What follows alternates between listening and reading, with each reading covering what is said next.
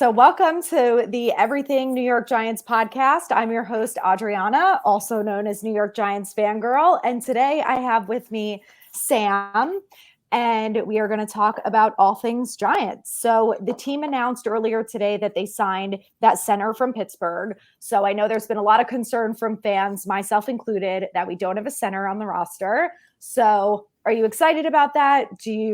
What are your thoughts? So I like it because I feel like the whole thing with, especially we all know that the main concern was with inner O line Mhm. heading into this off season, and especially at first the thoughts of we weren't sure if Feliciano was going to stay or not. Obviously, he ended up leaving, and it just came to a point where okay, so we, especially those first 2 weeks of free agency, we didn't get any centers or any guards. And it's like, okay, so instead of just looking at wide receiver or cornerback at pick number 25, it came to a point where, okay, we might start looking at a center Mhm. to make that pick. So, and then I think, and a lot of concern with that with fans, with a lot of fans, is that um, center is not a day one type of position to pick at. Yeah. A lot of people were still like wide receiver and cornerback were still like their main options. They're still like, and we always see like some of the mock drafts they still had center, so it wasn't like it was completely like everybody was just wide receiver or cornerback, but vast majority. And not only that, but is like, okay, if we're picking a rookie center, is like, we don't have a true veteran to like at least hold down the guard until he's ready to Mhm. hold on to that position, take up on that position. So I feel like, having a solid veteran center, taking him now was a good idea. And I still think that Shane could probably even pick a center in the draft, I feel Yeah. like. But at least for now, I feel like it's a good idea to like shore up the center spot until like the rookie is ready and is ready to, I guess, take the reins of that role. That's what I think too. I think it's going to be interesting. My also concern, and I think whatever they pick at 25 is going to be fine. Hmm. Obviously, they're going to draft a center at some point, whether it's round one, two, three, four. But I have a little bit of a concern with starting a rookie center right off the bat. So I feel good that we at least have a veteran in there. I'm sure they're going to sign a couple other veterans. I feel like throughout camp, there's going to be a lot of guys in and out who are getting cut from other teams and that kind of thing. And we'll at least have some sort of veteran presence right there because I don't know. It's so hard. Like, we saw with Neil and Thomas that they struggled a little bit and they also dealt with injury. Hmm. So, but then you also see guys like Aiden Hutchinson, who right off the bat fit right into the NFL, had no issues. And same with Micah Parsons. And I know those are different positions and stuff like that, but I think there's always a little bit of a learning curve with rookies. And when we've had such an issue with a line, thinking about a rookie center starting makes me a little nervous. Yeah, like, and if, I don't know what it is with the Giants. It's like we never know how our rookies are going to be. Like the day Nope.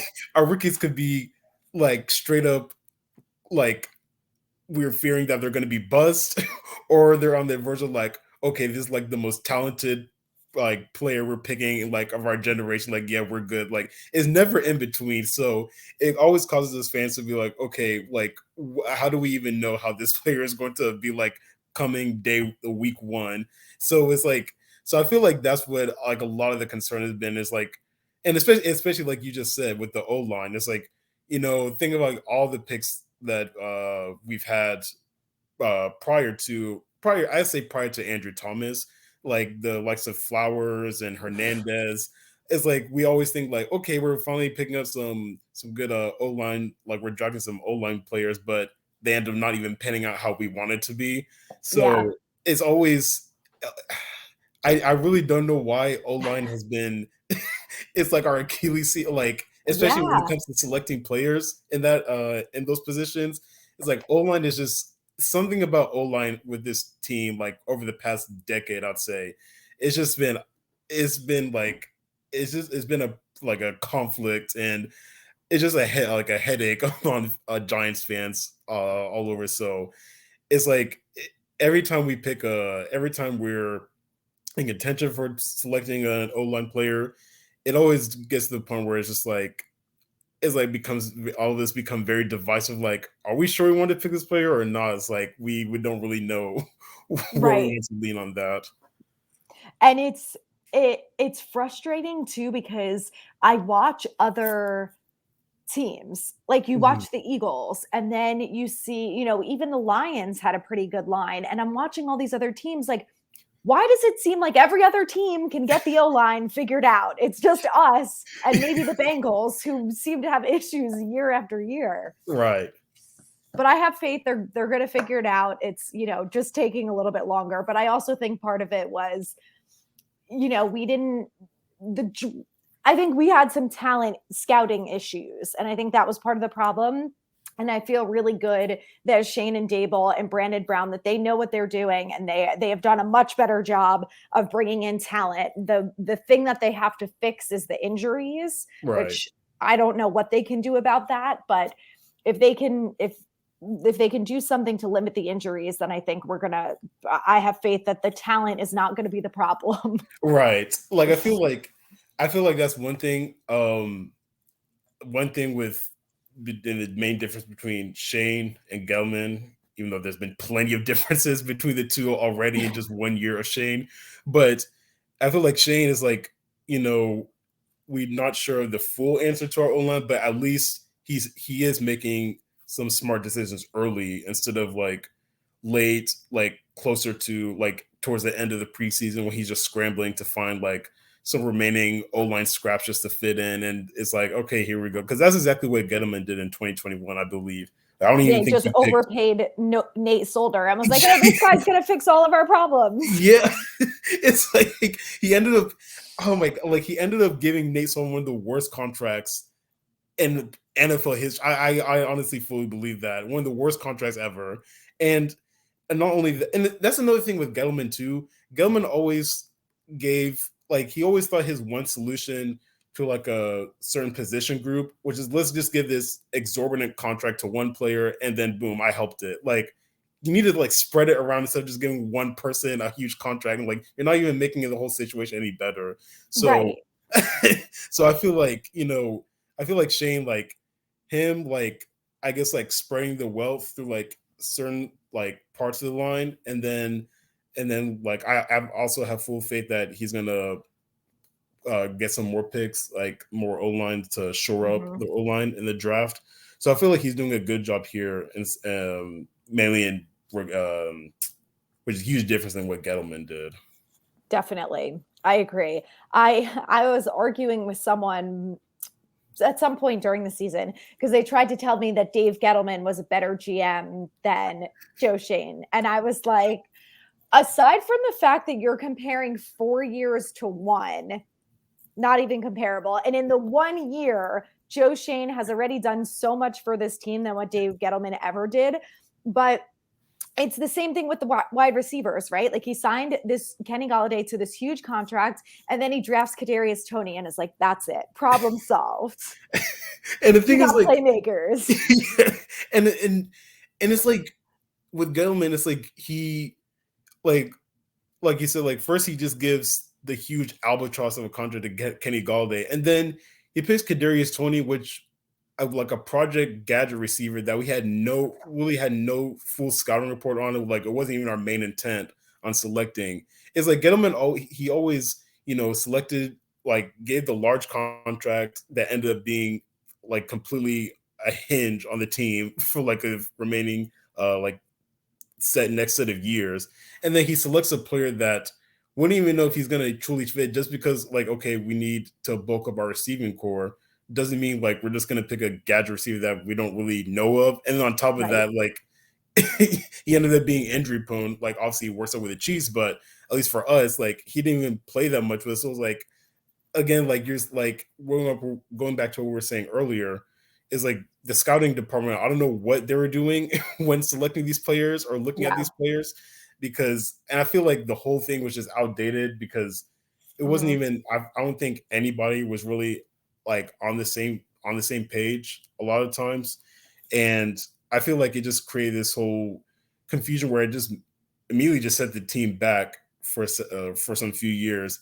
And it's so funny because Shane, like his first year, it was not only just like building the team in his first year, but also like cleaning up Gettleman's mess, like Yep. Gettleman's mess for all of those 4 years.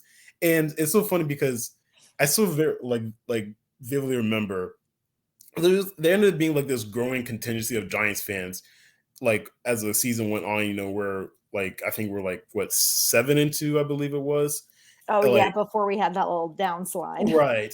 And then everyone was saying like, "Oh right, oh Gettleman, like see Gettleman, like look, DJ's looking good, Saquon's looking good, Andrew Thomas, Dex is like McKinney's like, hey, Gettleman actually did a good." I'm like, guys, you're literally using this first year of our new project to say that Gettleman is actually did a good job. Like the revisionist history is like mind boggling. It's unbelievable. That's probably the exact time that I was arguing with people because I was like, the all of those players have been on the team for 3 or 4 years at this point. The only reason they're all having the year that they're having is because of the coaching staff. Because what did they do for the last 3 years? Saquon's the only one who had a good year outside from the time that he was hurt. I'm like, what are you talking about? It doesn't even make any sense. It's like I don't understand because like literally like DJ, we hit like with Dimes, he was we always saw like his good moments in certain spurs, but like at times we didn't see the best of him. And we all knew like a lot of that. We knew that he had the capability to like turn to like a promising quarterback, but we knew that the coaching and everything was holding him back. Mhm. And it's like no surprise now that he has good coaching. Now he looks good, but Right.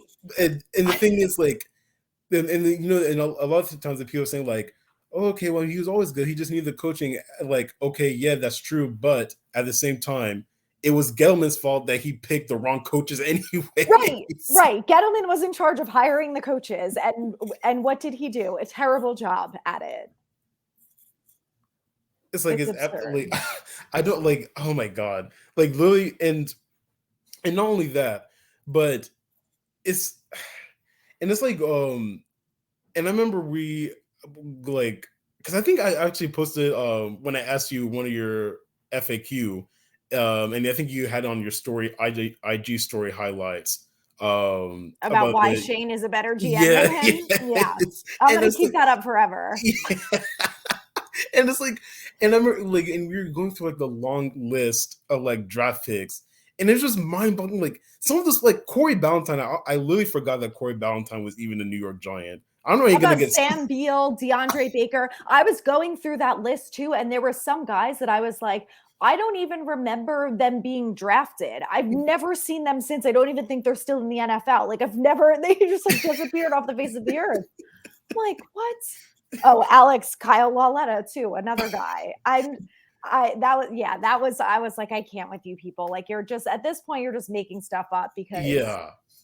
And it's like, and the fact that we even had to compare Gettleman's 4 years to 1 year of Shane already completely shows how right. vastly different the regimes are. The fact that we need to make an argument between Joe Shane and Dave Gettleman after just 1 year of Shane. And all that, but 1 year of Joe Shane is better than all 4 of Dave Gettleman put together. So I'm like, what Right. are you arguing about? It's so dumb. It's just mind-boggling to me. Yeah. Some people are insane. Yeah. That's why I'm always like, I have been avoiding Twitter for the most part. I only go on if I get like updates and stuff. So I basically have notifications set up for like Adam Schefter, Ian Rappaport, Giant Insider, the Giants, and like a couple other reporter type people. Cause I'm like, every time I scroll on Twitter, I just get pissed off because Right. I can't with these idiots. But I have a few other people here who look like they want to join. So, is there anything else you want to touch on before I let you go? I feel like one position we can talk about is linebackers, but I feel like we can talk about Mhm. when people can join. I feel like that's an interesting position to talk about as well. Yeah. All right, let's bring Alex in here. Hello, Alex. How are you? Good. Good. You want to talk about linebackers? I know some people asked me if there was any update about Deion Jones, and I haven't heard anything more about that. So our linebackers as of right now are Bobby Okereke, Darian Beavers, and what's his name? Gerard Davis. I think that's it. So Yeah, I I don't know. mean, Kayvon Thibodeau kind of is a linebacker. He's more an edge player, but he can be a linebacker too. I wonder if they would ever think about using him in that way with Jihad back. Maybe a That's a good point. possibility. Like, isn't because the way that the Cowboys use Micah Parsons, isn't he almost that type of like they try to position him as an edge a lot of times, but at the same time they can position him as like a traditional middle linebacker at times. I feel like they kind of like if I like I don't obviously I don't watch too many Cowboys games, but I feel like they try to like at times they can kind of use him in that hybrid role of like edge to like middle linebacker. He does seem like he's all over the field, especially Mm-hmm. when we play him. But I like swear he comes out of nowhere. And I feel like that's how Tibbs was like in that I think it was week 15 against Washington. I feel like Yes. that one game when he went off on Sunday night, I feel like he was all over the place in that He one had game. 12 tackles. He led the Yeah. team. I was like, this is unbelievable.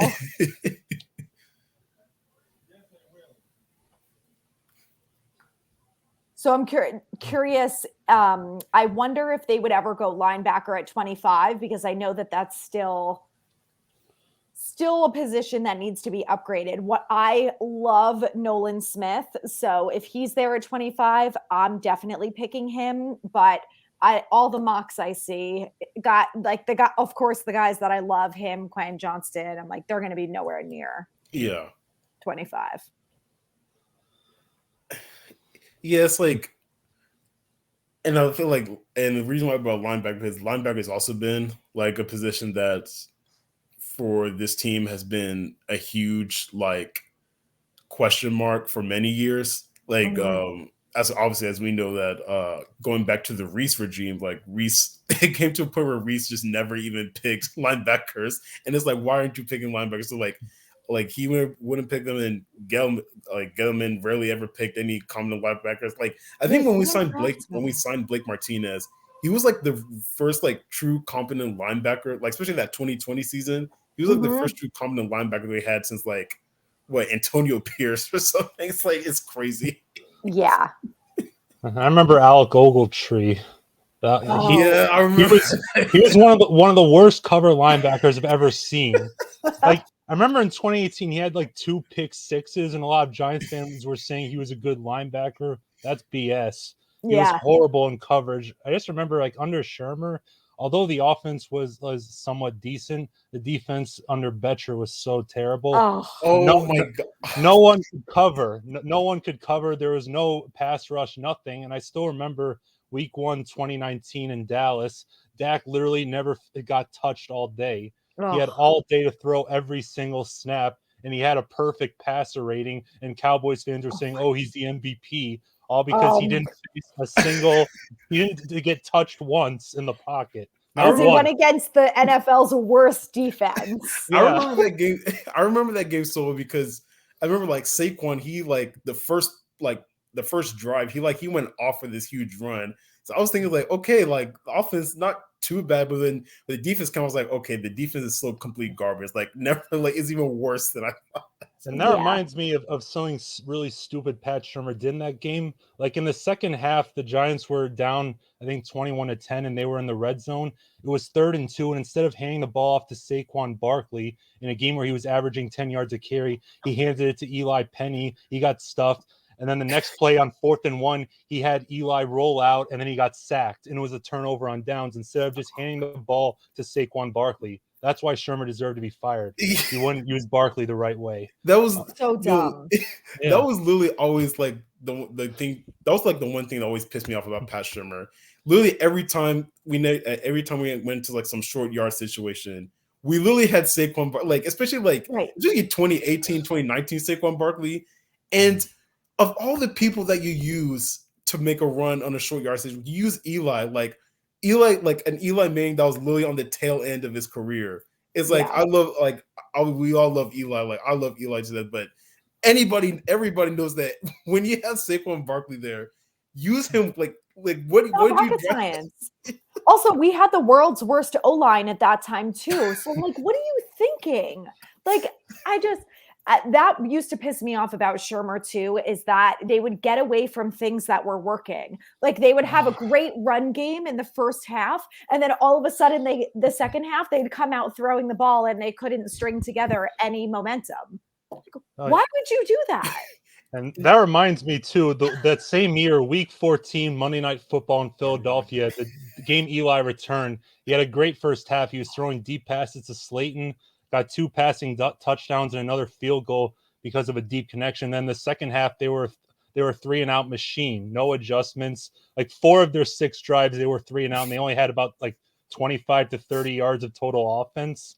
And then the Eagles won in overtime because of Zach Ertz. Like the offense just didn't do anything in the second half, and the Giants were up 17-3 at halftime, and they lost. And they lost 23-17 in overtime.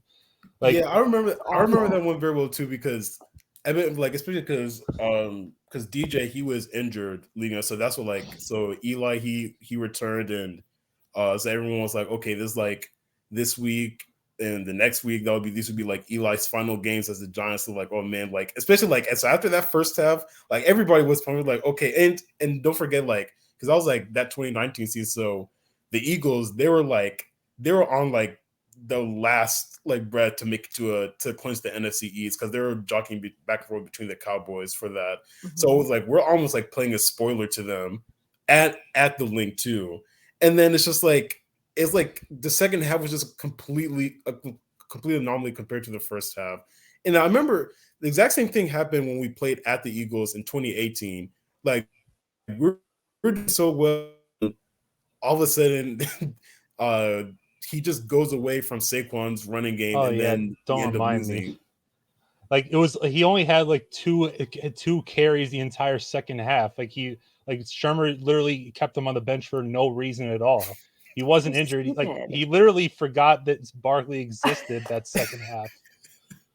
Like Shermer was so clueless. Like he was a good offensive mind, but he was so clueless at situational football. That's why it really sucked that he didn't work out, because I thought he could have helped DJ as well. But he was just so inept when it came to game management, clock management, and of course Betcher was terrible, that the Giants had no choice but to fire him. Well, and that's what, like, the people who are getting upset this past season and complaining about the Giants for whatever reason, I'm like, have you seen the embarrassing football that we have had to endure for the last 4 years? Like, I understand they had that 6-game losing streak, and, you know, they had issues here and there, and the defense needs work and whatever. But I'm like, this is a million times better than what we have been watching for 4 years. Let's just enjoy it. It's going to get better. Yeah. That's what, and to your point, Alex, like, that was the one thing with Shermer's, like, I really feel like if he was just offensive coordinator and not head coach, I feel like that would have been better. I feel like if he was like offensive coordinator, we had like a much more competent head coach, I feel like that would have been a much better job. Like that's why I was very iffy about him being head coach. Like he's a good offensive, like he was a good offensive mind, like especially like as we saw the previous years when he was with the Vikings and all that, but it's like head coaching, like he was a terrible head coach for the Browns. And so like I'm like, I don't know if I want him running the office. Like, okay, that's okay, but like him making like game management decision, all that was like, I was iffy by then. It obviously just proved to like him being horrendous at that. And that reminds me another bad game that he managed. It was week 10 2019 against the Jets. He used all 3 timeouts in the second half with like over 4 minutes left, and the Giants couldn't stop the clock. They were down by like 1 score, and they had no chance to drive because he burned all 3 timeouts with over 4 minutes remaining. I remember him being really bad at clock management and just thinking like, what is he doing? And why is no one telling him not to do that? But I think this conversation is interesting because I'm sure you guys saw that Kellen Moore, the Cowboys OC, is gone, and Mike McCarthy is now going to call plays, which I think is going to be good news for us. Yeah, I don't think it's going to be good news for Dallas. Yeah. So when there was all that talk about maybe Kafka leaving and Dable taking over play calls, I was like, no, I'm sure that Dable can handle it, but I don't want him doing it. I just think it's better off. The head coach has enough that they have to focus on. Let the OC do the play calling. And I think it worked out really well for us, but I'm just like, ooh, Dallas. That's like, and like to your point, is like, I feel like because, especially because of the fact that, we all like saw how good Dable was like in Buffalo with running the offense. So everyone was kind of like, wait, no, like he should be running the offense. And I'm like, especially like we didn't really know too much about how Kafka does as a play caller and all that. So like it's now after this first season, I feel like obviously, like, as he just said, like it's a relief that okay, Kafka's really good at calling plays and Dable does a good job of managing the game. So like it works a lot better than whatever Dallas. I don't even know why Dallas is even having Mike McCarthy running the offense. It's like it's like I feel like the one thing that does make me sad though is that we didn't get one more year of Ezekiel Elliott as a center. That's the one thing that makes me sad. Don't worry, maybe he's going to play center on his new team. Oh boy. I swear the Cowboys come up with new ways to laugh at them when they get eliminated in the playoffs. For, like that draw that Dak Prescott ran the previous year, I didn't think anything could top that in terms of stupid and hilarious. I'm glad to say I was wrong. Yeah. That's for me what was so frustrating about us playing the Cowboys this year, because we had every opportunity to win those games, and Cowboys fans are so obnoxious. And I'm just like, we have to sweep them next year. We have to beat them. I feel like we're going to have the opportunity to, and we are capable of doing it. But oh my God, those games were so frustrating that we were winning and we had it in us to do it. We couldn't pull it out. But the Cowboys, that's my favorite thing about the Cowboys, is I always say, as long as Jerry Jones is the owner, that they are never winning a Super Bowl, and they probably won't ever win more than one playoff game. Can he live to 150, please? Right. Yeah, and please continue. And I hope he continues being the general manager, because he's one of the worst general managers I've ever seen. 100%. He is so bad at constructing a team. Like, I hope he continues doing so. Like, that's actually the one thing I'm happy about, is arrogance. He's so arrogant to the point where he doesn't think that he's the problem. So, like, please continue doing that. Yep. Like that's the thing about Jerry Jones, is that he's good at drafting paper talent. Like that's why the Cowboys are never really terrible. They're always in that 8-8 area. Yeah, they have a lot of talent. Always. Yeah, because Jerry Jones is good at drafting paper talent. The problem, of course, is that he doesn't hire a real head coach that actually knows what he's doing, because he has to call the shots. Like I think that's what's holding the Cowboys back. Like they're good at drafting talent. I hate to admit it, but the coaches just don't get the most out of them. But as long as they have bad coaches, I'm not complaining. Yeah, exactly. Right. And I remember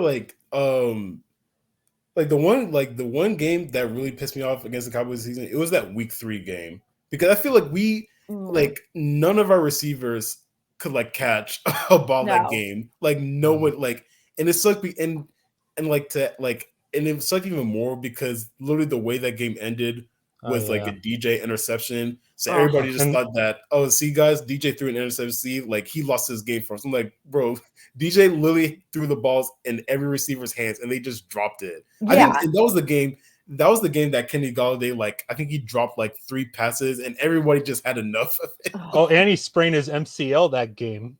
Yeah, that's right. Oh, yeah. And of course, that play you mentioned, the interception on the last play, that was when Sterling Shepard tore his ACL. Right. Yep.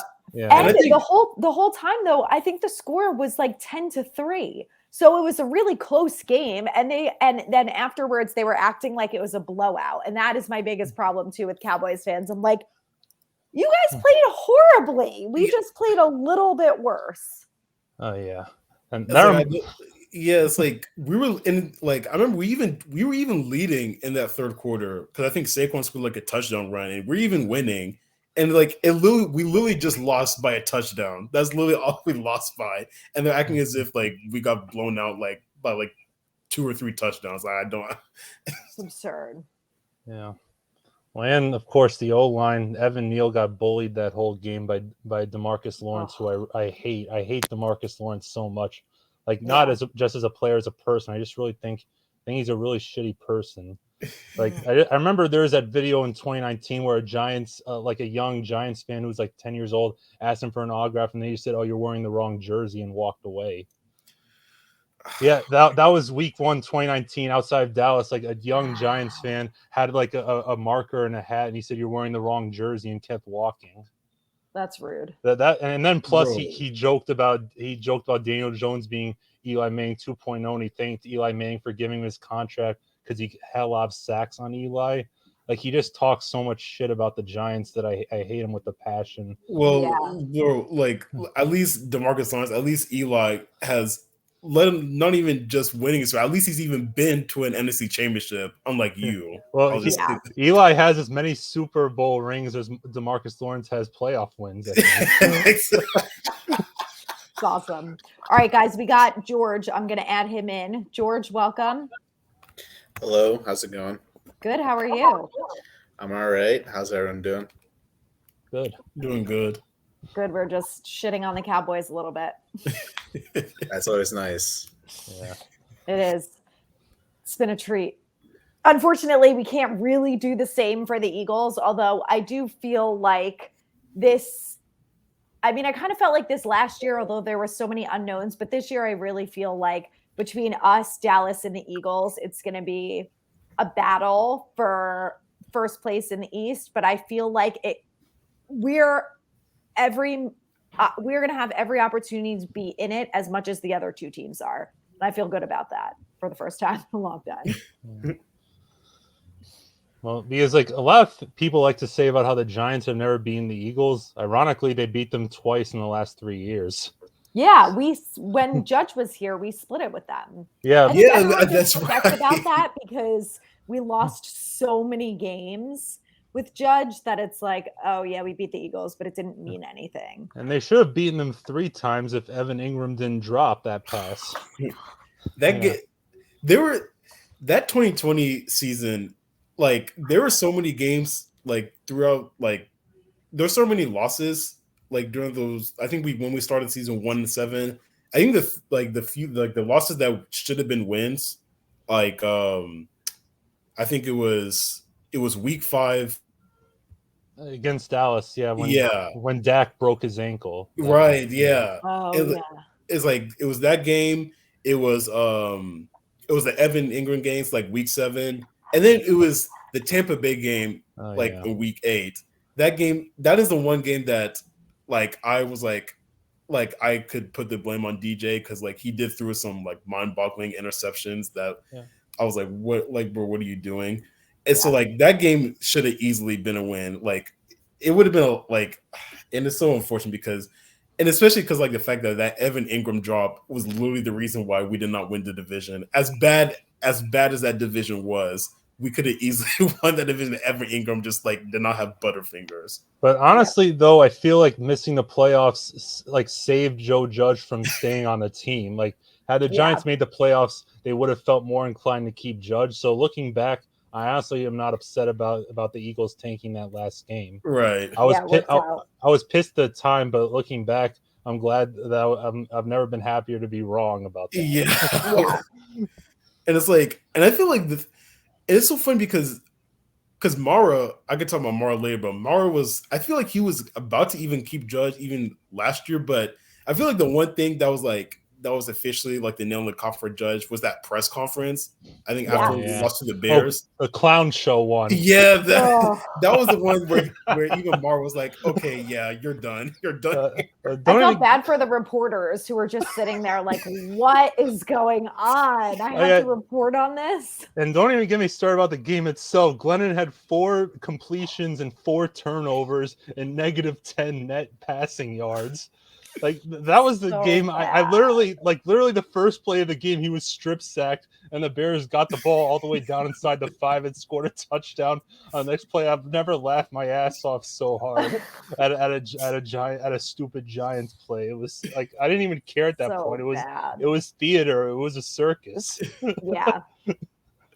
The Mike Glennon games and the Jake Fromm games. Those games. I just got to a point where I'm just like. I just need to laugh at if I won't laugh, I will cry. So let me just laugh. I think it was this one game. I think against the Chargers, and it's like, and for some reason with Mike Glennon as our quarterback, we decided to run like a trick play, and I think with Riley Dixon, I remember on the fake punt. And I remember the commentator, the color commentator, he was like, Mark Schlereth. Yeah, he was like, yeah, this is one play that should just be stored in the back of the basement and never opened. Never used again. That's when I lost it. That's amazing. He's not wrong.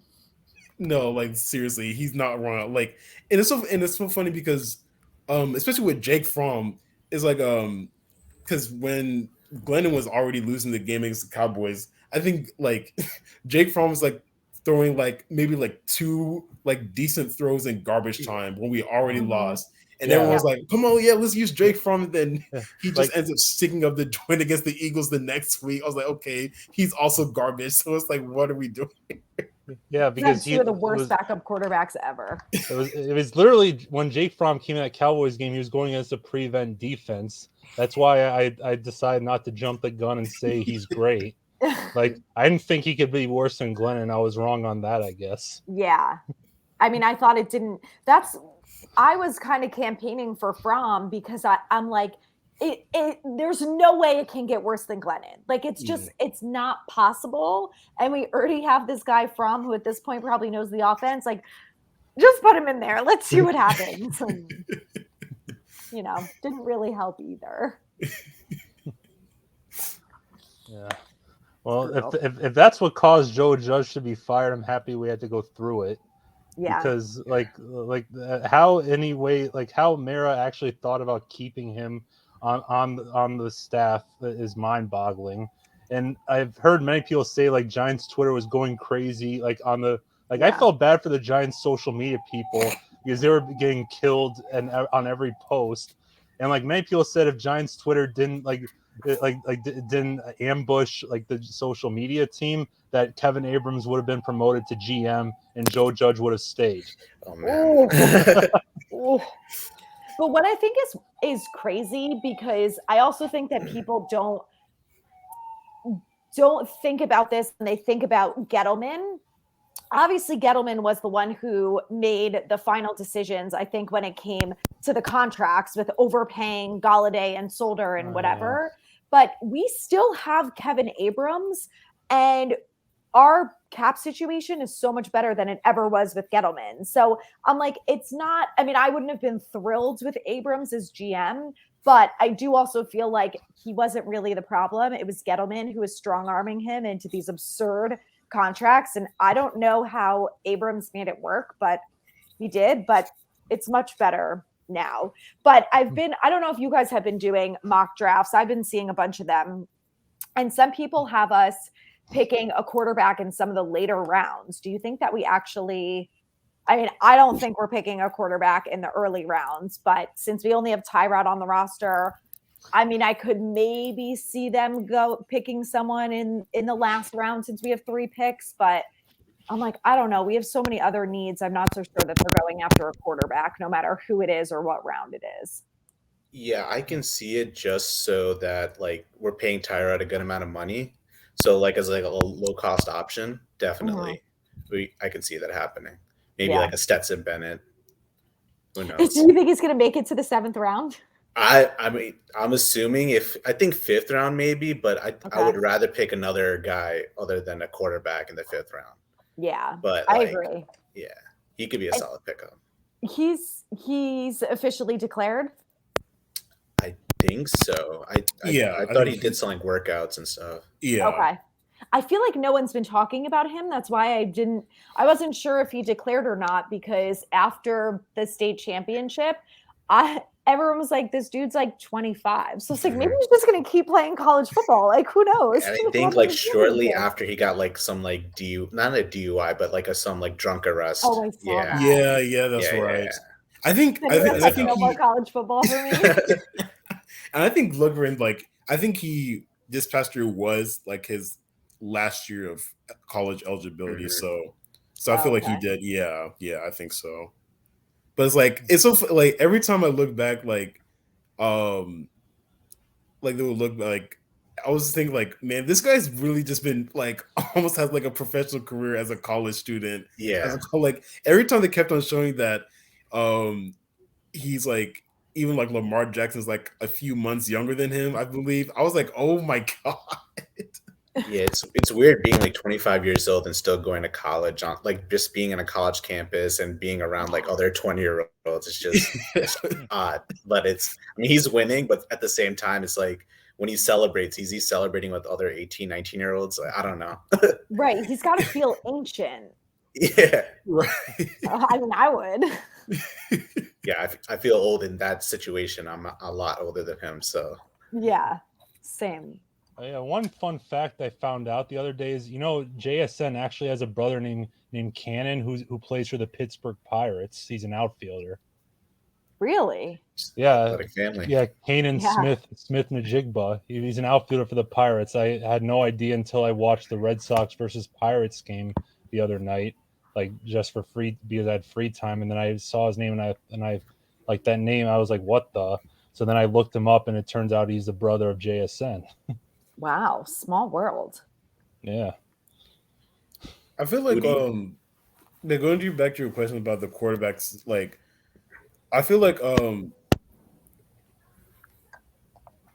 feel like it's kind of weird because like you said, like there's definitely other like holes to fill, and like we do have Tyrod as a backup already. I think it's just like if there's like no other option, like okay, let's just pick like a guy like another quarterback that can just maybe compete for second string, I guess, with Tyrod, I guess. So, but yeah, I feel like it would have to come like late, like 6th or 7th round. Mhm. I feel like, Yeah. Agreed. We got bigger needs than that. yeah. Who do you guys have And I going feel like like in the first round? First, second, third. To the Giants. Yeah. I am really so torn. Like, I think they could go wide receiver. I think they could go cornerback, and I wouldn't be entirely surprised if they went linebacker. I still feel like I could also see them picking a center, but I do think that all of the experts say that none of the centers or the guards are really first round talent outside from Osiris Torrance, who I don't think is going to make it to us. So I really like Quentin Johnston. I don't think we're going to get him, but I could, if they go wide receiver, I could see them getting Zay Flowers if he makes it to us. I like Trenton Simpson. I like Nolan Smith. I like Tippmann and John Michael Schmitz. I would be happy with any of those guys. I don't know how lucky we're going to be that any of them make it to us at 25. Yeah. Like I originally was just like strictly like cornerback because it's like it's pretty deep and it's talented as well. And I Yeah. always thought like the wide receiver class is deep, but it's not like really top heavy. There's not like a stud like wide out one. So I was like strictly like cornerback first round. But then slowly I was just like, Zay Flowers is actually really nice. I wouldn't mind drafting that guy and like getting a corner in the second round. Yeah, that's what I like, that because the cornerback is heavy, I do feel like we could get a good corner in probably the second round, maybe even the third. But who are your guys' top corner picks? I feel like there's some good options. Yeah, I think like for in our area, like everyone's mocking like Deontay Banks. Mm, So I was like big on him, and then but I've been seeing some mocks where Forbes is going in the second. So I haven't done much research on the corners, but like I wouldn't mind those two. yeah. Or like we just need a press guy, like and someone that could develop while Adori's taking number one snaps. But Hmm. like we need a guy that can eventually take over for Adori when he does leave. So that was my thing. Like I'm hoping in the first two rounds drafting a corner. I think that I agree. Like, especially when we started stockpiling up more receivers during like that first week of free agency. That's when like I started to shift more towards, I feel like cornerback like is a definite need, like first or second round. Definitely like at the like maximum one of those first two rounds. I feel like we have to pick a corner in one of those two rounds. Mm-hmm. And I feel like with I really would love like a like a one of those top receivers. Like, but obviously it's like we just have to be like really lucky for them to fall to one of us, and like Mm. it's a huge long shot that even happens. So I feel like, um, I feel like cornerback ended up being my first option, and then it's like, and well, before and even then, even after we picked the center today, I am kind of maybe like a day two pick could be one of the centers, like if they're available. So I feel like those are like the two positions that I would pick.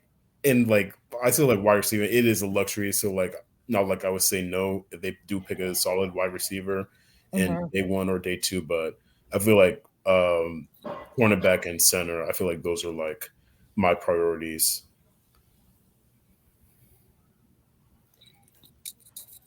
You're on mute, Alex.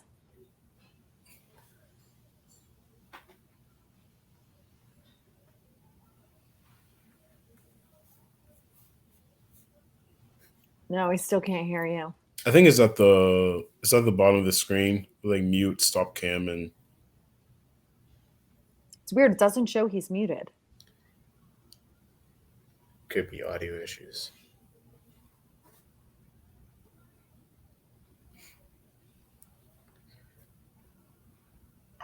No.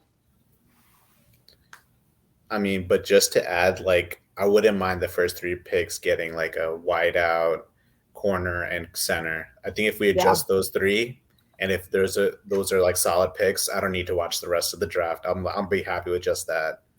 Yeah. But Yeah, like, I wouldn't mind drafting a linebacker in with those picks either. It's like because like Bobby O is solid, but we could use Mhm. another guy, and I can't. I don't know if we could depend on Beavers being like that guy, especially coming off injury. He was very promising in Yeah. the preseason, but for him to like step in after injury, yeah, I wouldn't mind like getting a replacement for him and competing for that. So I agree. And that's why I'm trying not to get too like obsessed with certain players because aside from the fact that we have no idea who's actually going to be on the board at 25, there are so many holes that we need to fill that if right. instead of going wide receiver, we go corner or linebacker or center or whatever, I'm not even I'll be like, this is great. We need all of those people too. Yeah, we're I in mean, if they that go unique position. yes, definitely. I think that works out in our benefit. Now, if they went like a punter or something, I would lose my shit. But outside of that, I'm like, we have any of those other things covered, then we're good. Yeah. But My they're audio working? smarter than that. oh Yes, yeah, now we you're can hear working you. now. Okay, what I was trying to say before is that although it's not really a need now that we got Darren Waller, I wouldn't mind Michael Mayer from Notre Dame. It's like he's not my first choice, but I'm not going to be upset, and honestly, I'd be okay with it. Yeah, I like him too. I'm not so sure he's going to make it to 25 either. Yeah. This Yeah, is like apparently it's like a deep tight end draft. yeah, like I was like this is like, and it's so funny how we're in this position like for the first time like forever. It feels like because it's like we used to always heading into draft day, we used to like scramble for every mock draft to like Oh yeah. it's like all right, we know which like all right, we know which player we're gonna pick, or they better pick this player because we usually are like one of like the top 5 picks in the draft. So it's like this time it's like, now that we want to play games, so like we're like a lot later in the first round. So it was just like it's good. Like it's like kind of like, all right, yeah, we don't have to worry about, having some top pick again. But it's like it is become like kind of frustrating because it's just like so it's like, damn, like what do we even who like there are some solid options, but it's like we have to wait and see what's available for us at pick number 25. It's like we have to like hope that some of these players can fall to us. So it's like a situation that we really haven't been in a long time. So that's what makes it weird. And then to your point when you're talking about like Beavers and the others, it's like that is the one thing that will be interesting because, and I wonder if they will, if like the front office will take into account is like players like especially like Beavers who obviously missed the regular season, and like players like Flott who it depends on like how are they going to develop in year 2, and like what are they going to show that they can offer on the field in year 2, because like I feel like Flott, he does have some. I feel like Flott it has shown some capabilities, but it's like with Flott, for example, like he needs to like bulk up a lot and like it's like show like some much added strength, especially in that cornerback spot. So I feel like that's where the like that like I guess knowing or kind of processing what those upcoming year 2 players, how they'll perform and what they think they'll perform. I feel like they'll take into account what certain position or what players they'll draft and what certain positions are more necessary and required than the others. Yeah. I also wouldn't rule out them trading down. I mean, I don't know if there's any certain player that they really love that they would be willing to trade down to go get, or if they would say, this guy's still on the board at 25. Let's get more picks if we know we can get him later. Yeah. So I don't know. I feel like it could go any way.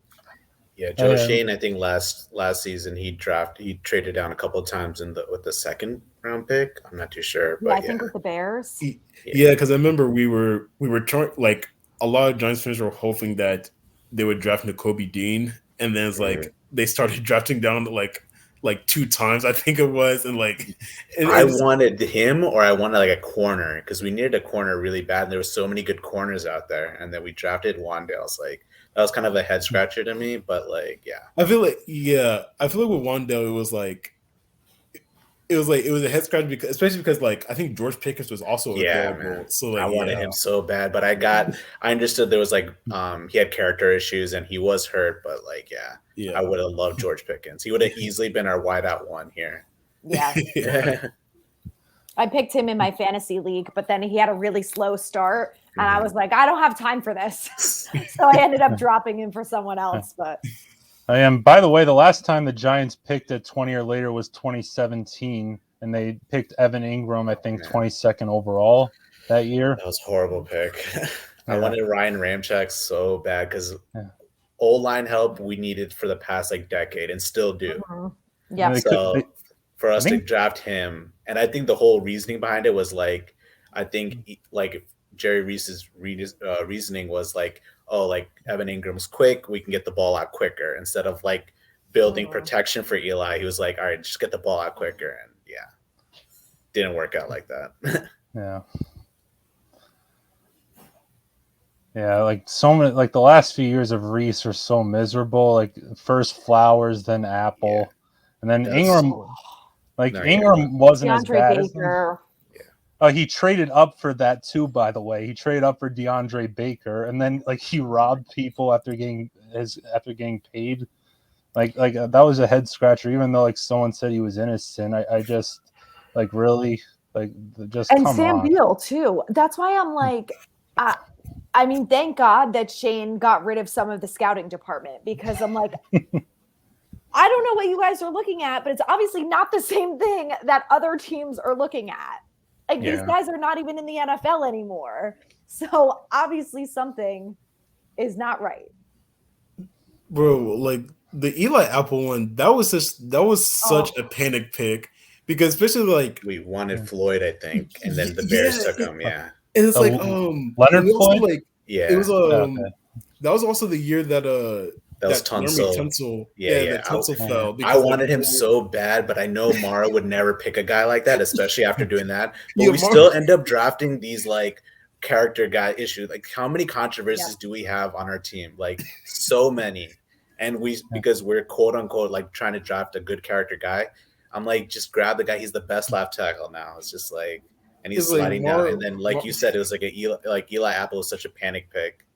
And Eli Apple is still a nightmare. Like the amount of memes that I saw and Bengals fans being like, I hate this guy. I'm like, I feel for you. I'm so sorry. All he does is talk shit on Twitter. Like he was talking shit about New Orleans.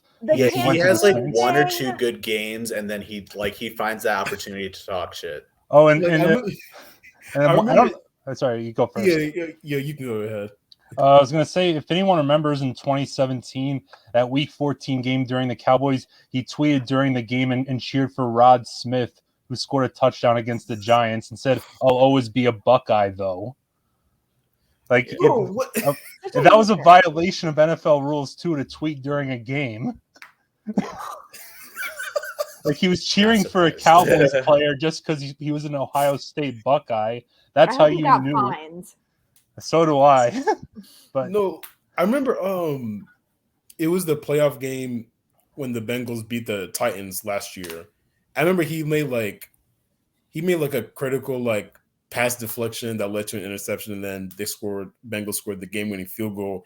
I remember I was like, hold up, I know Eli Apple did not just make an actual like good defensive play late in the game, and of course, lo and behold, he starts talking shit. Like after I'm like, bro, okay, you made one good play, like calm. I think, and then in another whatchamacallit, last year again, or this past playoffs against the Ravens, he was literally the reason why the Ravens got back into that game. I think he like has some blown coverage, and he just like Ravens just ended up scoring an easy touchdown. I'm like, bro, this guy does not disappoint at all. And he did the same thing. Like that's why everybody was so happy when like what's his face?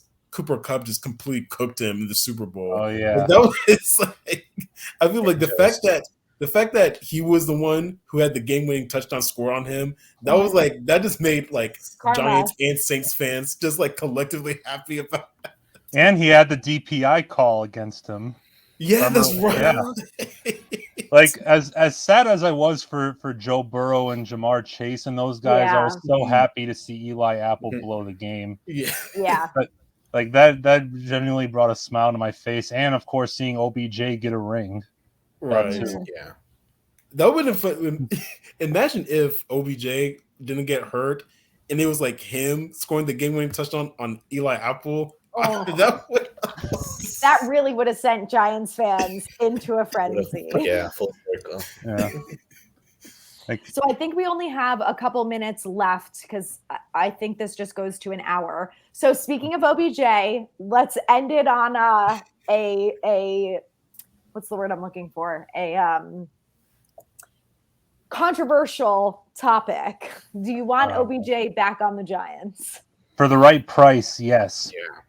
Yeah. I wouldn't mind it. Yeah. I agree. For the right price. I think his two best options are just the Chiefs and us. I don't think like for us it's like unfinished business, and then for the Chiefs, like if you want to win a ring, go ahead and play with Mahomes. Yeah. Like apparently OBJ's knee was a huge cause for concern when he was traded to the Rams. Like because he tore his ACL in the Super Bowl. Apparently, like the Rams knew that was bound to happen because of the medicals on his knee, which he had already torn that ACL before. So like that's why no team signed him this past year when he was a free agent, was because of their concerns about his knee and how much longer he'll be able to play. Yeah, that's one of my biggest concerns, which is why I agree with you guys. I would take him if we can get him for cheap. Like I would not be signing him to a $10+ million a year deal, but if they could get him to agree for Darius Slayton type money, then sure, it can't hurt, right? So I feel like I'd be happy with that. The injury thing, like we already have so many guys on this roster who are coming back from injuries or have dealt with injury at some point that I'm like, can we just get someone who like maybe doesn't have an injury history? Is that so hard to find? Yeah. And I feel like the Cowboys. Honestly, I feel like the Cowboys were never going to really try to sign OBJ. I feel like the Cowboys just because like, especially Jerry Jones, just because he wanted to put his name forth and like just create headlines. I feel like that was the only reason why he did it. I feel like OBJ never really wanted to be a Cowboy, so I don't think he did. Yeah, was Jerry Jones released his medicals, by the way. That's why, because they wanted like there was something about like wanting to lower or like the price or something. But I forgot about that. Yeah. I was gonna say I could picture Jerry doing that out of spite because OBJ was like, actually, I don't really want to come here, so right. good luck. Wouldn't surprise me. Also, by the way, I think drafting OBJ really saved Jerry Reese's job in 2014 because he was on thin ice when that happened. And like, had OBJ not turned into a stud right away, like Jerry Reese would have been on the hot seat then. Mm-hmm. So yeah. like, he should have fired with Coughlin. That's my always contention. Yeah, and that was our biggest mistake, was letting him keeping him and then firing Coughlin. And keeping McAdoo as the head coach. Like McAdoo never should have been the head coach. Like they should have hired someone completely different. That someone asked Mara about that recently when he was at the owners meeting, because obviously when we've seen other teams do this, when they blow it up, they blow it all up and they don't just get rid of the GM or just get rid of the head coach. Someone asked Mara, like, do you think that it was the right decision to finally go outside of the organization? And he was, I mean, obviously the only answer to that is yes, and that's what he said.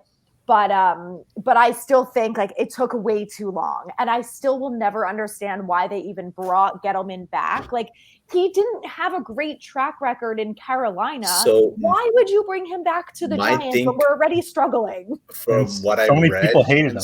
Yeah, from what I read, I think what it was Mara wanted to win again with Eli, and a lot of the GMs were like done with Eli.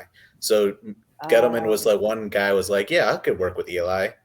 And I am a Gettleman defender. I don't hate Gettleman as much as you do, Adriana, but that's why me and you go back and forth. I'll defend Gettleman because I hate Reese more than Gettleman, more than I ever will.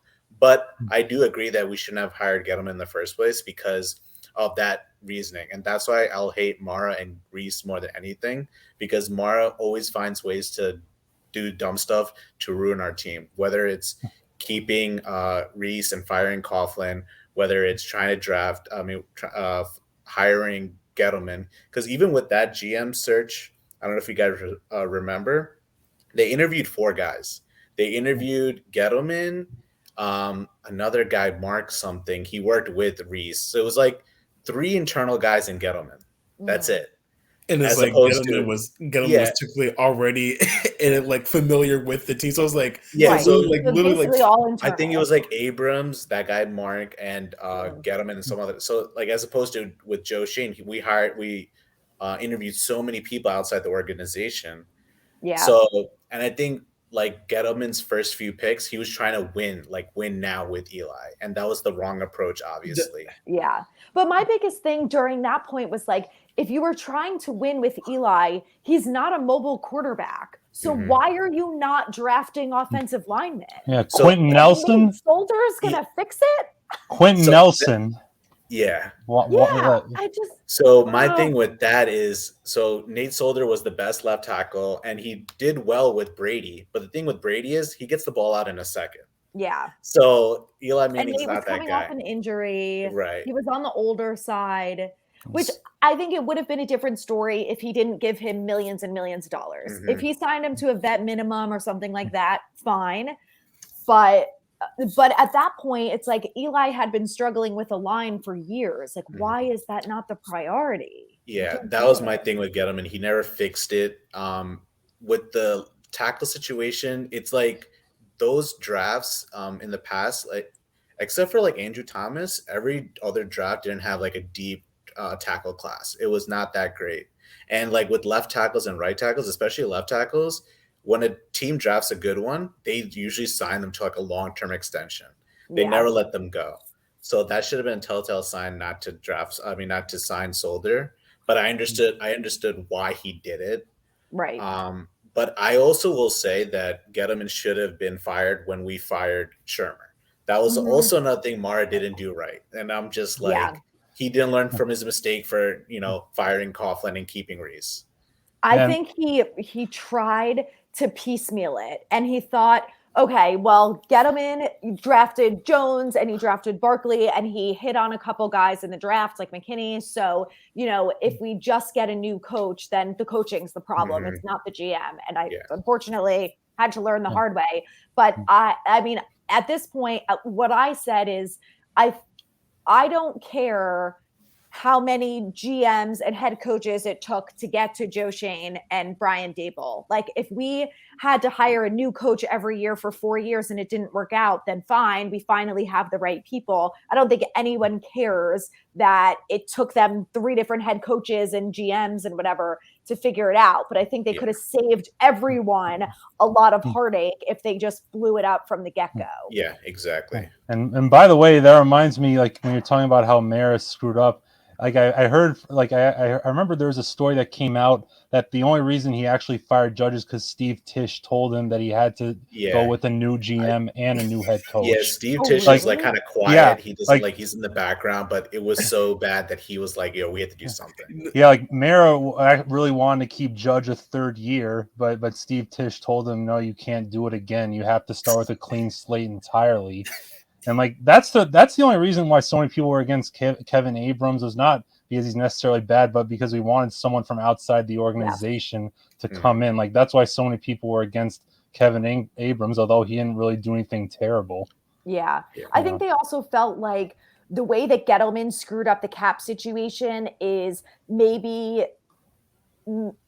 Abrams should have intervened and said, this is not a good idea. Our cap situation is XYZ. But from everything that's come out after that, there was no doing that with Dave Gettleman. Aside from the communication with him and everyone else in the building being garbage, it was his way or the highway, and there was no way around that. And I think we've all seen that with Joe Shane. Kevin Abrams is still Kevin Abrams, but the way that they've been able to maneuver the cap has been so different. But at that point, no one knew that until now. Yeah. So I think Abrams took probably more of the blame than he deserved.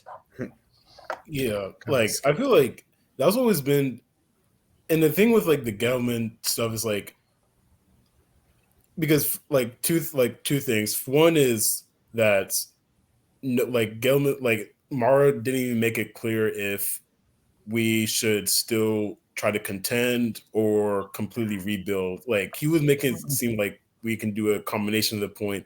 And the only way like you can contend and rebuild at the same time is if the team has already been like a contender like for the past few years at that point.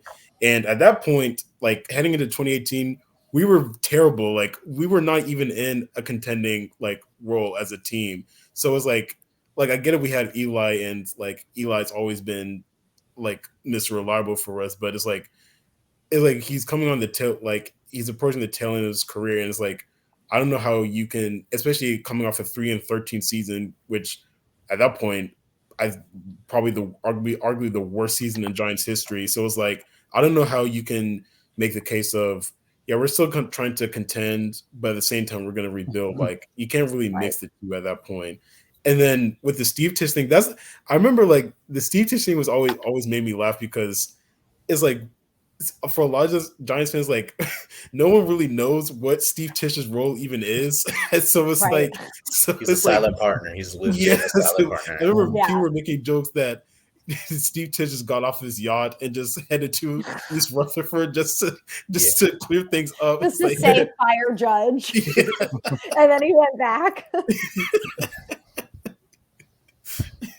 Yeah. And like, that would be awesome. Yeah, and the thing with and then Mara is like, I think, and like again, like he didn't, and we just said it, but he never like knew how to like properly fire coaches and GMs. It's like he always like kept on doing, all right, I'm gonna keep you for like another 2 years, and then I'm gonna fire you, and then I'm like, you might as well just fire the whole regime at the same time. Yeah, it It's was like, like very Exactly. conservative. Yeah. Yeah. I think he was afraid to blow it up because I don't know if he thought that maybe they had a chance. It wasn't, it was just the coach or it was just the GM or whatever.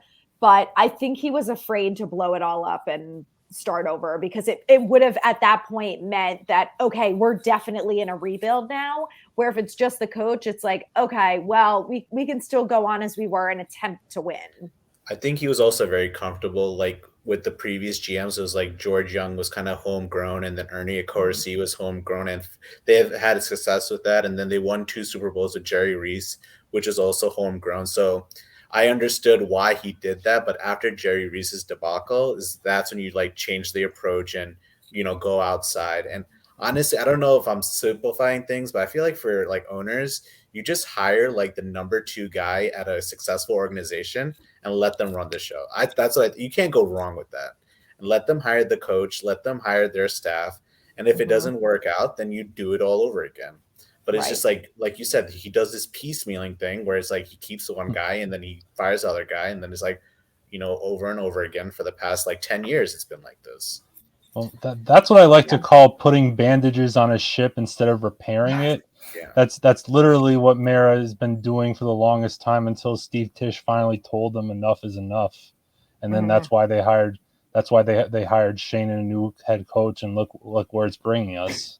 Yeah, we're finally on an upward trajectory for the first time in a long time.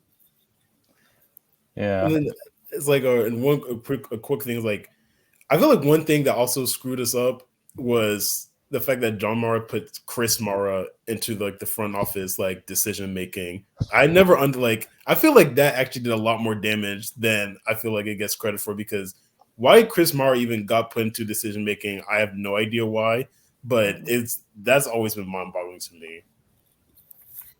Yeah, I think a lot of us were surprised at the role that he had. I mean, I think like John, he's been in the organization for forever, so they could argue that he knows the ins and outs and knows how the scouting team does things and all of that kind of thing. But I think when you get to the point where the scouting and everything that has been done over the last 5 to 10 years is not yielding any good results, like you just have to make changes at the end of the day. So I wonder if that was part of the hesitation too, to bring in someone from the outside, is that he probably expected like some of the guys that have been here forever are not going to be here anymore, like Chris Pettit. But you got to do what you got to do. If you want to win Super Bowls and you want fans to be happy and pay for ticket prices and come to games, you can't go 3-13 for years and years. well, and that's why, like, call me crazy, but like after what happened in 2017, 2021, I have a bit of I have PTSD from those years. So because like 2016 and 2020 were like the last 2 good years supposedly, and then like the next year everything fell apart. I mean, I think Dable's way better than both McAdoo and Judge, but I have too much PTSD to not be worried about this upcoming year a bit. Just saying. I know. I've already seen people say, because John Mara at the owners meeting said, he loves Brian Dable and he told him that I think he's doing a great job, but he reminded him that this is New York and 1 year you're Bono and 1 year you're Bozo. So it's like, I kind of warned him, like, he has faith in him like all of us do, that we think I'm sure it's going to be fine. But he kind of warned him, like, yeah, they all love you now, but if you screw it up next year, everyone's going to hate you. So don't screw it up. Yeah, I trust Shane though. Yeah, I think we're in good hands.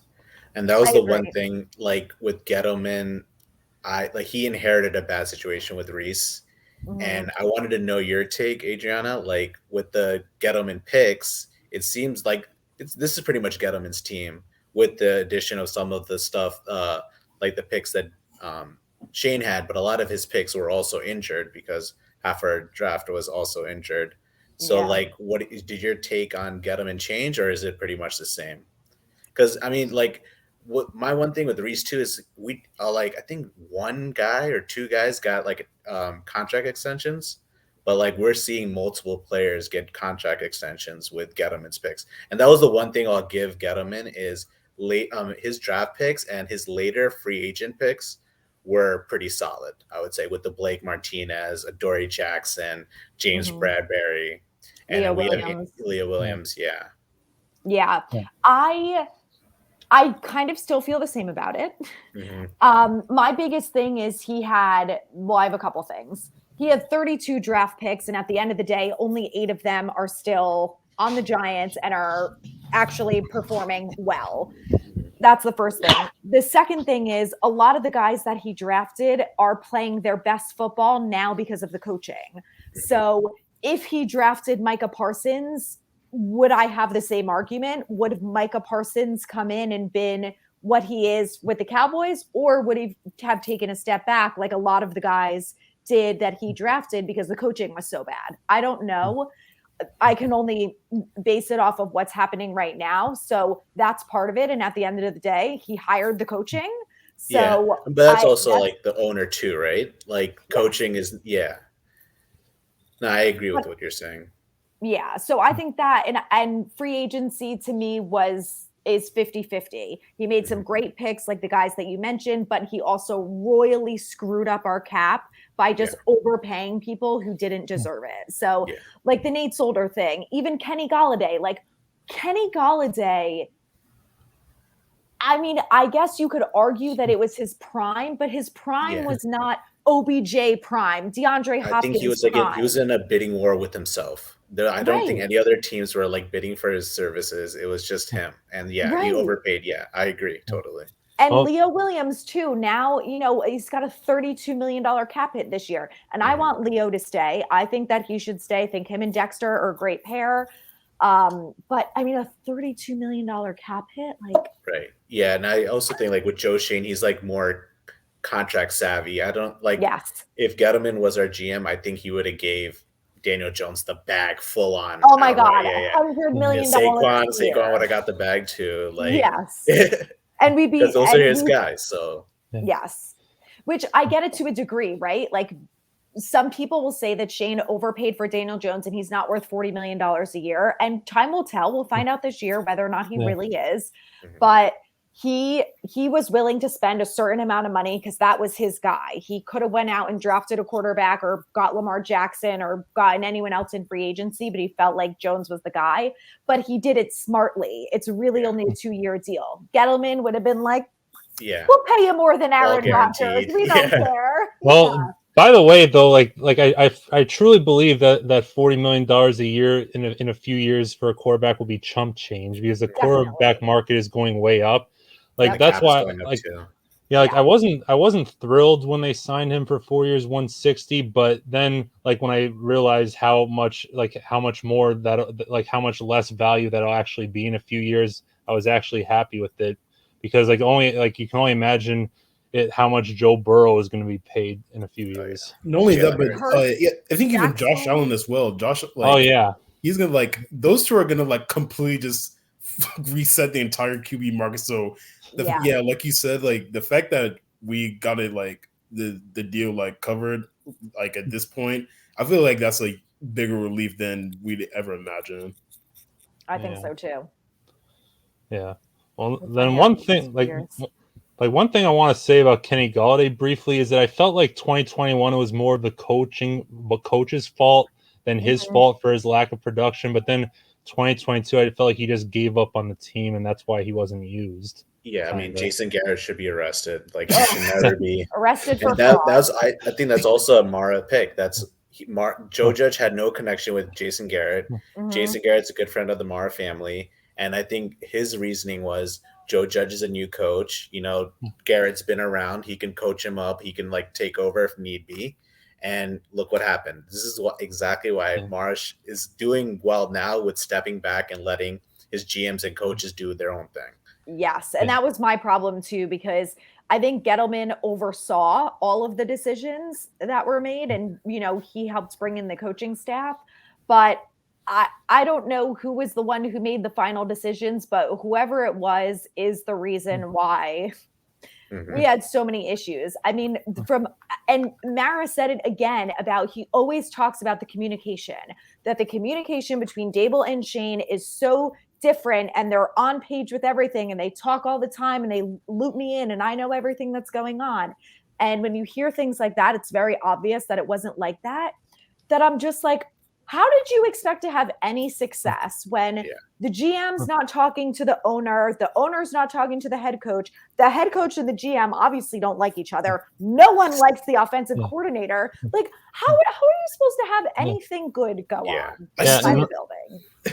And remember, Adriana, I sent you that article about how Joe Judge wanted Brian Dable to be his OC, but the Bills refused. Yeah. Like, the Bills were smart. Like, I remember I actually found out about that story in 2020, like a few games into the season. I was so pissed at that time because I thought, like, how much better would our offense be with Dable than Garrett? But honestly, had Dable been hired as the OC, I don't know if he ever would have become our head coach. So I guess it worked out in the end.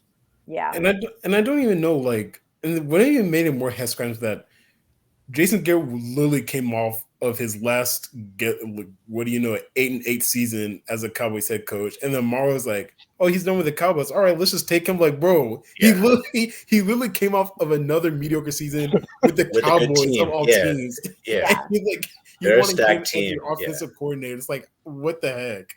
And his outdated offense. I was working in Boston at the time, so I was surrounded by Pats fans, and I was like getting these alerts that Jason Garrett was coming in for an interview, and I was like, "Oh hell no!" And all the Pats fans around me were like, "Ooh, Jason Garrett's going to be your head coach," and I was like, "You are going to see a person that you have never seen in this office before if Jason Garrett is hired as our head coach, because I am absolutely going to lose my mind."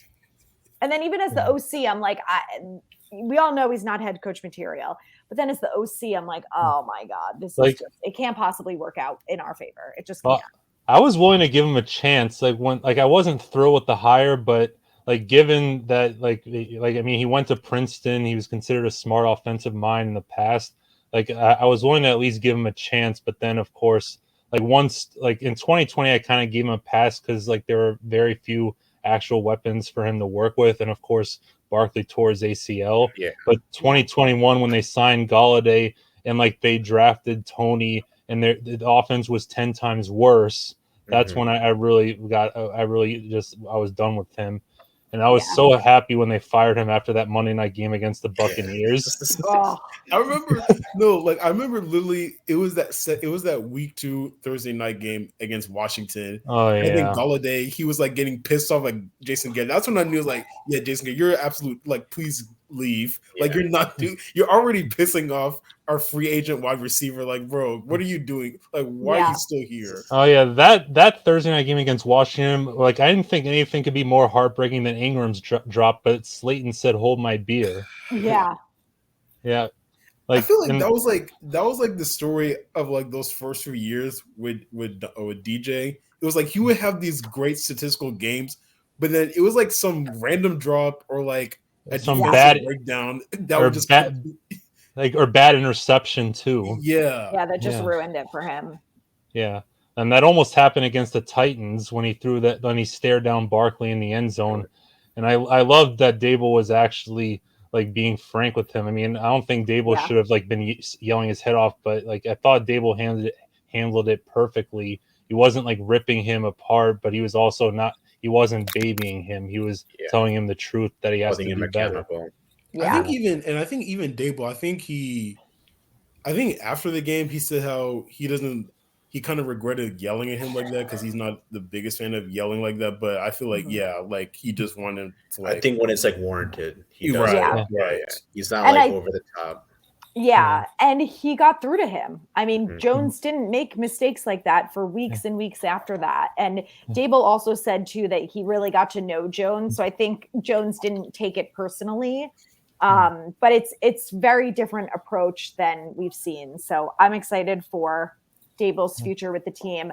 But I got to get going. So I think it's about time. We'll go ahead and wrap this up. Anyone has one last thing that we want to say, and then I'll go ahead and get it up on YouTube and on Spotify and Apple.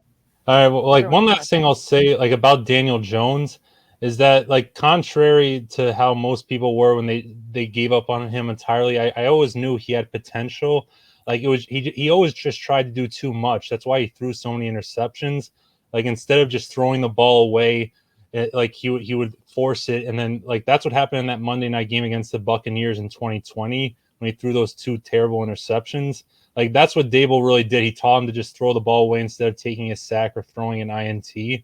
So like I always knew Jones had potential. He needed the right head coach to coach the turnovers out of him, and then he would be set. So Yeah. like I will say I did kind of give up on him a little bit after 2021, but now like I know it was just the head coaching problem like with Judge and Garrett that really set him back years. So like I'm happy that Jones proved that he is a capable quarterback, and that he just needed the right coaching to make him stop having so many turnovers. Me too. Yeah.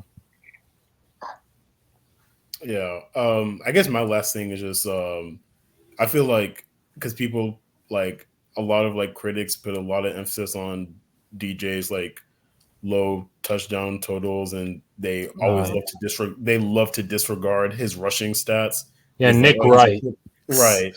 Nick So Wright. it's like, and so I feel like now that we got like a good glimpse of him, like with a competent coaching staff, and now that he's got a playoff win under his belt and adding some new pieces, I feel like we are going to see Dable kind of like let him off the training wheels a little bit, like because he now has a good idea of how he plays like and everything. So I feel like he's going to increase his totals a lot more this season.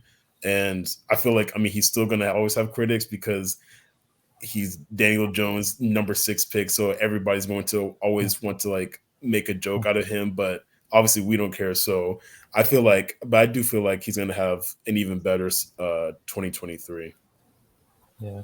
And I was never high on Haskins, by the way. Rest in peace. But like I remember in 2019, I did not want the Giants to draft Haskins. I was actually saying to myself, I'd rather they hold off on drafting a QB until next year, because like outside of Kyler Murray, none of the quarterbacks really impressed me that much. I mean, people thought Drew Lock was better than Daniel Jones. Geno Smith won the job over him in Seattle. Congrats to him, by the way. But that's the other thing. I was one of the few people that was actually happy the Giants didn't draft Dwayne Haskins, and I was right. I mean, Haskins had so many character problems. He was released by Washington less than 2 years after he was drafted, and I mean, I was sad to hear about him dying, but like that's the truth. I'm happy the Giants didn't draft him, and I'll die on that hill. Yeah. Right. Yeah. I mean, yeah, just to add on to that, like DJ, I think, had a good solid season. Yeah, his touchdown totals were low, even including the rushing touchdowns. But I think without the weapons and with a bad offensive line, that was warranted, and he did what he could, and he won us games regardless. Now I'm hoping that the offensive line is going to be better with hopefully more, protection and better picks. And then with more weapons, with Darren Waller and Campbell, and hopefully another draft pick, like you said, like the training wheels should come off. I think Dable also, he kind of like just did what he would work with kind of thing. And now with more weapons, he should be able to drop more plays and more explosive plays, which is what he's good at. So I think this season, I know our schedule isn't the easiest, but I think Daniel Jones in year 2 with Kafka, with Dable coming back, everybody, pretty much the coaching staff in place, with also Wink coming back as well. They're going to be more refined in their playmaking, and hopefully it shows up on the finals, like the win totals and stuff like that. I'm just hoping that my ideal situation is that we're a 10+ win team. We're a better division rival. I don't want to be, I think we won like 1-2 games in the division. So I'm hoping that we win more division games and, actually be competitive in the playoffs. Yeah, it was 1 win and 1 tie, and both were against Washington. Yeah, exactly. Yeah, I don't want to be blown out by the Eagles and the Cowboys. Yeah, Yeah. I agree. And I think that, we saw just a little bit of what Kafka can do. So I'm excited with all the playmakers they're bringing in. I think we're going to see a very creative offense and something that we haven't seen in the last couple years. So I'm looking forward to that. But thank you guys all for joining me tonight. We will do it again soon, and I will let you know when this is all posted. So if anyone wants to share, you're welcome to do so. So thank you guys. Yeah, Thank you. thank Thank you. you. Everybody. Great talking.